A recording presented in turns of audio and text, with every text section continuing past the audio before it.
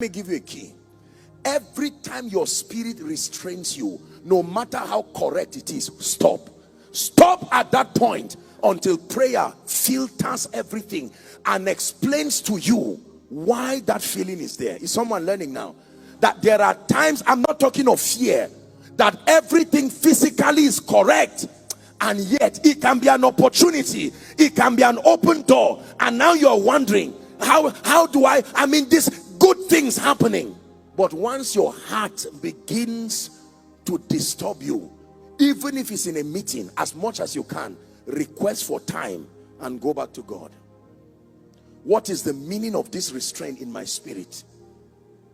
What is the meaning of this restraint? I've told you my story, how I left Zaria to Abuja. I mean, it was at a point where ministry at that level was something that it would be everybody's prayer point. People were coming from all over the world, regardless the crisis situation. I mean, God was glorifying himself in a way that was very humbling. And in the midst of it, I would finish a powerful service, and it was as if my spirit, it was as if I was becoming a stranger in a place that I so loved. I couldn't understand. For years, I kept casting it. I said, it's just the devil getting angry that souls were being saved. But it stayed there again. It stayed there again. Stay in prayer for as long as that feeling remains. Stay in prayer for as long as that feeling remains. From the day I brought this man as a business partner, he's a good man. He's not done anything evil. But why this restraint? I get up in the morning and there's this restraint. I need to go to the place of prayer.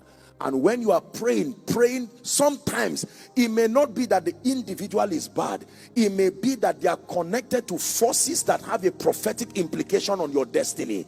You may not even know. And then, when God sets the people free, you see that the restraint, let me tell you, this knowing of the spirit and this restraint is a powerful instrument of discernment. For many people, it's been the difference between life and death. Life and death.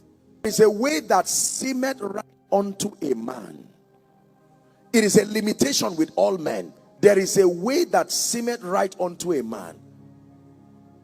With all due respect, and not to make you feel bad, there is a way you can sit down and calculate and say, by January, if I relocate to Canada or America, someone I met one day has promised he will give me a job. Now you are planning honestly, but if you don't submit that plan before the Lord, you will make many costly mistakes.